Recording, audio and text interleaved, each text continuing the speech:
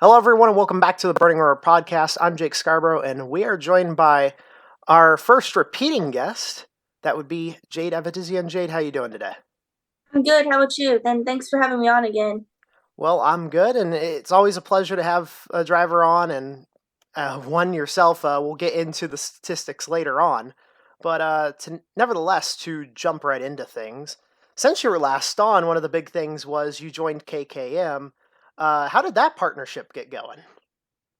Yeah, so I mean gosh, I can't even really remember. I feel like it was so long ago and it wasn't that long ago. But after Chili Bowl, I was gonna really try and decide, what was gonna be best for me and what was gonna be my best kind of career step. And I kind of figured out, and the people at Toyota helped me, get to the right spot. And obviously, my landing spot was to be with Keith Coons. So it kind of took a lot of work after Chili Bowl. And to be honest, I didn't know anything, what I was going to do, what kind of race car I was going to drive, what team I was going to drive till about 3 weeks before the coin. So it was kind of a little bit of crunch time. And like I said, obviously, that was my landing spot. And Added pressure at all to kind of fulfill all these guys that have been there before, like Rico Abreu, Kyle Larson, just to name a couple big names there? A little bit. I feel like, especially when I found out I was going to go with Jarrett, I know the year Jarrett and Buddy had last year, and I know Buddy's obviously phenomenal, but it also comes down to having really good car every night. So I knew it wasn't, or I knew a little bit of pressure was going to be there, but I didn't really think about it too much, just because I felt so confident going into the team and going with Jarrett that I felt like it would all work out as long as I did my job. So I just kind of just never really thought about it and just tried to do the best I possibly could. Hmm. And as you mentioned, the year you guys had in the Extreme Outlaws, you did a little more than just win some races. You made history as the first female to win in a top division of midget racing, the championship. So, what was that whole event like?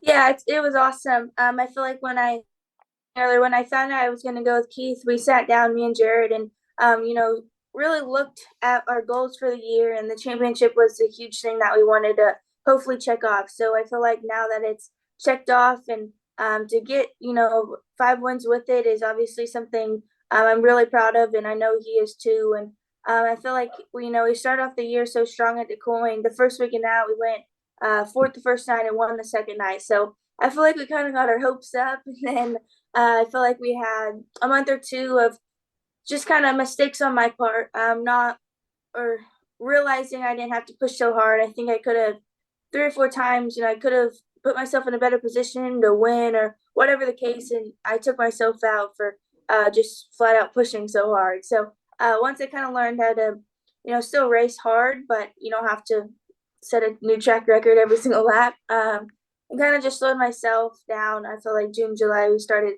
a light switch kind of hit us, and I think we got like 4 wins almost back to back, and then we were super consistent.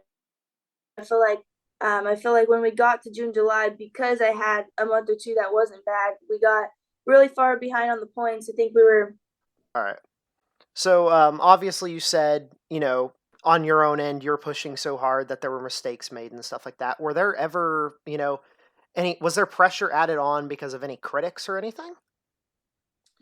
No, I feel like I've never been in so many positions. I feel like if you look at my year last year, there wasn't many positions I was in to, take the lead or run up front or whatever the case. And this year, coming into this year, there was almost every single weekend, we were in the hunt to get the lead. So I feel like I've never been in the position I was this year. So I felt like when I got in those positions, I just needed to, make it happen as fast as I could, which wasn't the case. So when I learned that, and when it started hitting me in June, July, obviously it kind of showed, and it obviously helped our season out a ton and turned around our season a ton.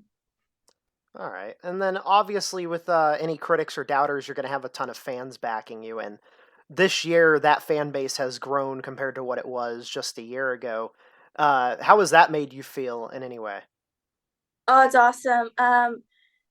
I got back to the trailer on Saturday after winning the championship, and I had like 210 messages. It was just insane. And, all my social medias are the DMs and all the text messages, all the messages are really cool to see. And then obviously just the people coming up to the racetrack is really cool to see. So I feel like it's come a long way since last year, and I feel like I've had some of the best fans in the grandstands. So it's really cool to see though too. Hmm. And then just a few months ago, we saw you make your road course debut, that running the Porsche Cup at Laguna Seca. So, what was the whole? Why did you change to non-dirt element? I just had the opportunity. The people at Peels own road race cars, so that was my only off weekend in a while, and I was actually home because Fourth of July was, or at this time we were.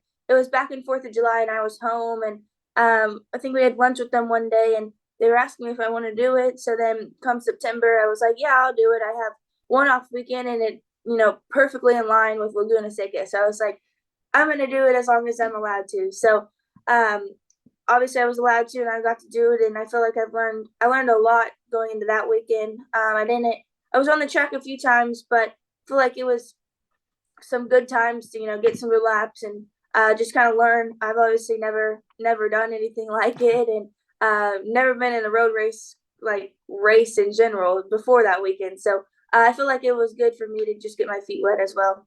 Yeah, and you mentioned the partnership with Peels. That seems like a sponsorship you've kind of had fun with this year on social media. Can you tell us more about that sponsorship? Yeah, super great people and a super great family. I was super excited to have them on the month of, November on the West Coast. They're from here, so they got to come to most of the races. And obviously, like I said, they're super great people. And, I'm proud to, represent them and proud to have them on my car. And their oranges are really good too, as well. I feel like we had a lot of fun, like you said, this month. I feel like some products can be a little tough promoting, but I feel like the peelses are just the peel, or like the oranges are so easy just because it's something you kind of do in your normal routine almost. So it was just easy, and everyone at the KKM loved them, and it was just a really fun month as well. Yeah.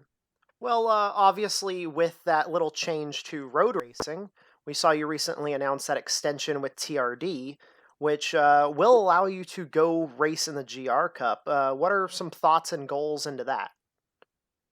Yeah, I feel like I'm not sure. I just need to, make sure I can get adapted to it as fast as I possibly can. Like I was saying earlier, it's going to be a lot different, and it's going to be a huge learning curve. So, like I said, just, adapt to it as fast as I can, and, hopefully run up front almost every single weekend. I feel like a big goal of mine. I know I have, the right people in place to hopefully do it. It's just going to be kind of up to me, and, how, like I said, how fast I can adapt to it and how fast I can get up to speed.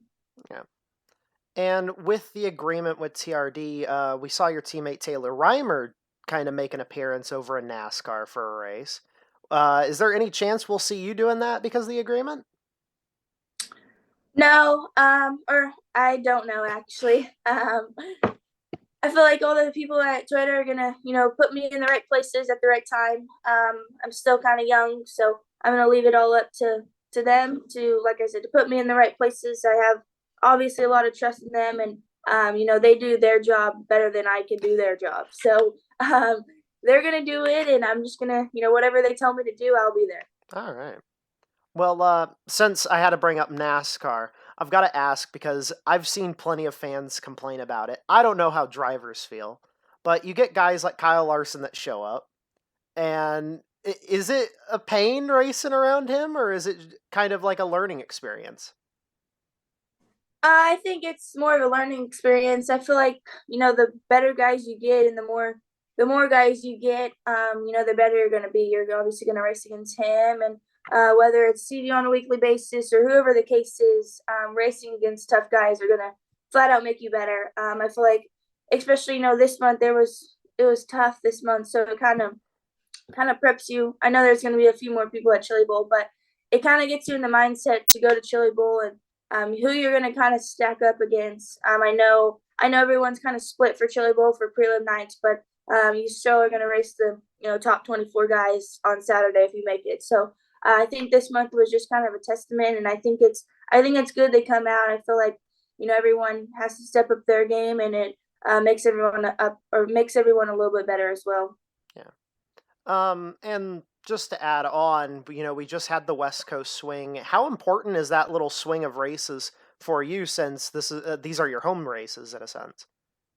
Yeah, it was really cool. I feel like I moved to Mooresville February 1st, so I haven't got to be home much. So it was really cool to race in front of a lot of friends and family. I feel like, and it was just always good to kind of end up on the West Coast. I love racing on these tracks. I feel like Placerville is one of my favorite tracks. So when we get to go there every year at the end of the year, it's just really fun.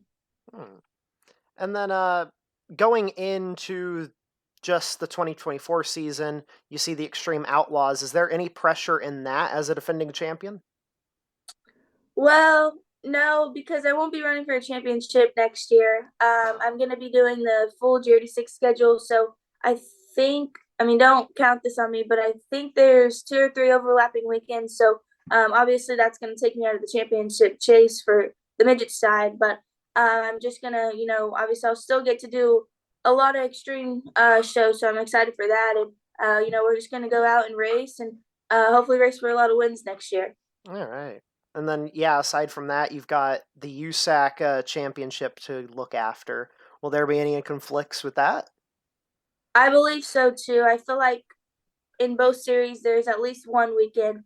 But the same as that, we're gonna try our best. Obviously it's gonna be really tough not being there every single Yeah. weekend, but we're just gonna, like I said, on the extreme side, we're just gonna go race and obviously we got to put some races together next year to hopefully get at least one win. I feel like I've came a long ways this year, so we're gonna take what I've learned going in next year, and I feel like we're gonna be a lot better off, at the beginning of the year.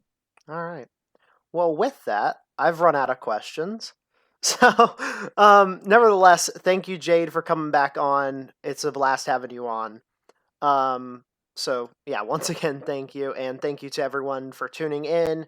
We'll see you guys on the next.